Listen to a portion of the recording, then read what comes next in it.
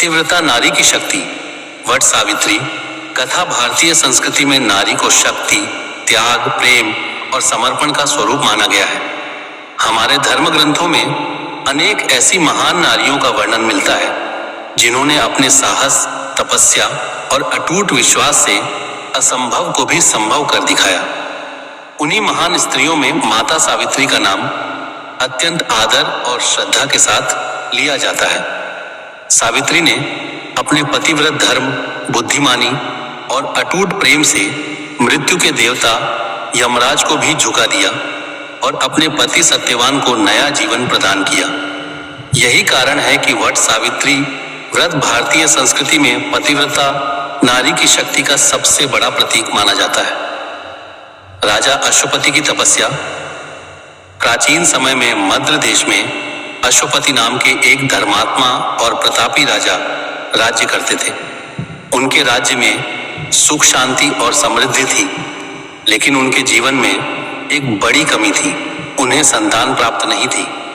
संतान प्राप्ति के लिए राजा और उनकी रानी ने वर्षों तक देवी सावित्री की कठोर तपस्या की। उनकी भक्ति से प्रसन्न होकर देवी ने उन्हें एक सुंदर और तेजस्विनी कन्या का वरदान दिया। कुछ समय बाद राजा के घर एक कन्या का जन्म हुआ। देवी के आशीर्वाद से प्राप्त होने के कारण उसका नाम सावित्री रखा गया।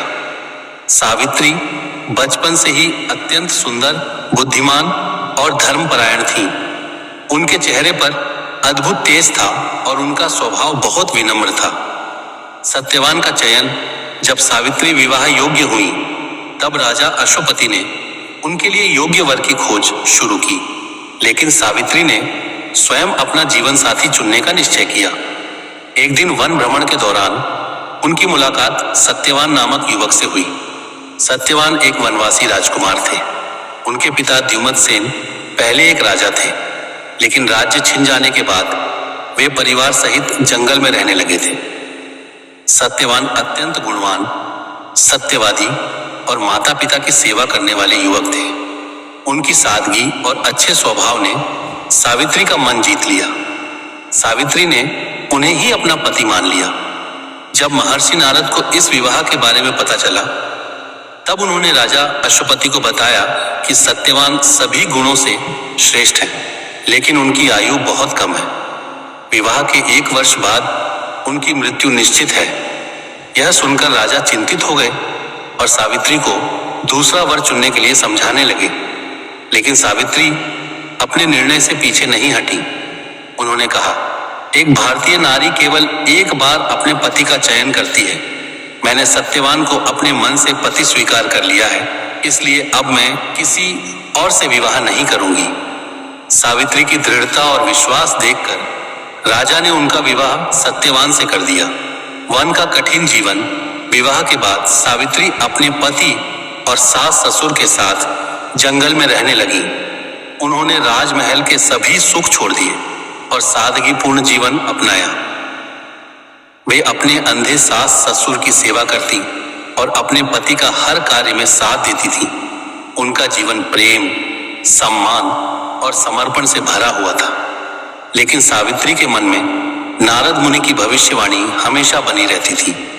जैसे जैसे वह दिन निकट आने लगा, उनका मन व्याकुल होने लगा। कठोर व्रत और तपस्या। सत्यवान की मृत्यु से 3 दिन पहले सावित्री ने कठोर व्रत और तपस्या शुरू कर दी। उन्होंने भोजन और जल त्याग कर भगवान की आराधना की और अपने पति की लंबी आयु के लिए प्रार्थना करने लगी। उनकी तपस्या देखकर सभी आश्चर्यचकित थे, लेकिन सावित्री का विश्वास अटूट था। उन्हें भरोसा था कि सच्चा प्रेम और पतिव्रता धर्म हर संकट को दूर कर सकता है। सत्यवान की मृत्यु निर्धारित दिन सत्यवान लकड़ियां काटने जंगल गए। सावित्री भी उनके साथ जाने लगी। जंगल में एक विशाल वट वृक्ष के नीचे अचानक सत्यवान के सिर में तेज दर्द हुआ और वे बेहोश होकर सावित्री की गोद में गिर पड़े। कुछ ही क्षणों में उनके प्राण निकल गए।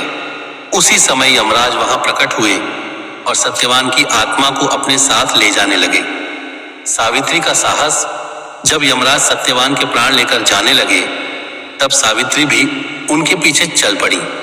यमराज ने उन्हें समझाया कि मृत्यु के बाद कोई भी मनुष्य वापस नहीं लौट सकता, इसलिए उन्हें वापस जाना चाहिए। लेकिन सावित्री ने विनम्रता से कहा, पति जहां जाते हैं वहां तक पत्नी का साथ देना उसका धर्म है। सावित्री की निष्ठा, प्रेम और मधुर वाणी से यमराज प्रभावित हुए। उन्होंने कहा कि वह सत्यवान के जीवन को छोड़कर कोई भी वरदान मांग सकती हैं। बुद्धिमानी और पतिव्रता, धर्म की शक्ति। सावित्री ने पहला वरदान मांगा कि उनके अंधे सास ससुर की आंखों की रोशनी वापस आ जाए और उन्हें उनका खोया हुआ राज्य मिल जाए। यमराज ने यह वरदान दे दिया, लेकिन सावित्री फिर भी उनके पीछे चलती रही। यमराज ने दूसरा वरदान मांगने को कहा। इस बार सावित्री ने अपने पिता के लिए 100 पुत्रों का वरदान मांगा। यमराज ने यह भी स्वीकार कर लिया। अंत में सावित्री ने बड़ी बुद्धिमानी से कहा, मुझे सत्यवान से 100 पुत्र प्राप्त हो। यमराज ने यह वरदान भी दे दिया। फिर उन्हें एहसास हुआ कि यदि सत्यवान जीवित नहीं होंगे तो यह वरदान कैसे पूरा होगा। सावित्री के पतिव्रता धर्म, अटूट प्रेम और बुद्धिमानी से प्रसन्न होकर यमराज ने सत्यवान के प्राण लौटा दिए। वट वृक्ष का महत्व। जिस वट वृक्ष के नीचे सत्यवान ने अंतिम सांस ली थी, उसी कारण वट वृक्ष इस व्रत का मुख्य प्रतीक बन गया। वट वृक्ष लंबी आयु, स्थिरता और अमरता का प्रतीक माना जाता है। महिलाएं वट वृक्ष की पूजा कर उसके चारों ओर धागा बांधती हैं और अपने पति की लंबी आयु तथा परिवार की सुख समृद्धि की कामना करती हैं। कथा से मिलने वाली सीख वट सावित्री कथा हमें सिखाती है कि सच्चा प्रेम, विश्वास और समर्पण सबसे बड़ी शक्ति है। सावित्री ने यह सिद्ध कर दिया कि नारी केवल कोमलता की प्रतीक नहीं, बल्कि साहस, धैर्य और आत्मबल की प्रतिमूर्ति भी है। यह कथा परिवार के महत्व, पति पत्नी के विश्वास और नारी शक्ति का अद्भुत संदेश देती है। निष्कर्ष, पतिव्रता नारी की शक्ति का सबसे बड़ा उदाहरण माता सावित्री है। उन्होंने अपने अटूट प्रेम, तपस्या और बुद्धिमानी से मृत्यु के देवता को भी झुका दिया और अपने पति सत्यवान को नया जीवन दिलाया। वट सावित्री व्रत केवल एक धार्मिक परंपरा नहीं, बल्कि भारतीय संस्कृति में नारी शक्ति, प्रेम और समर्पण की अमर गाथा है। आज भी लाखों महिलाएं इस व्रत को श्रद्धा और विश्वास के साथ करती हैं और सावित्री के आदर्शों से प्रेरणा प्राप्त करती हैं।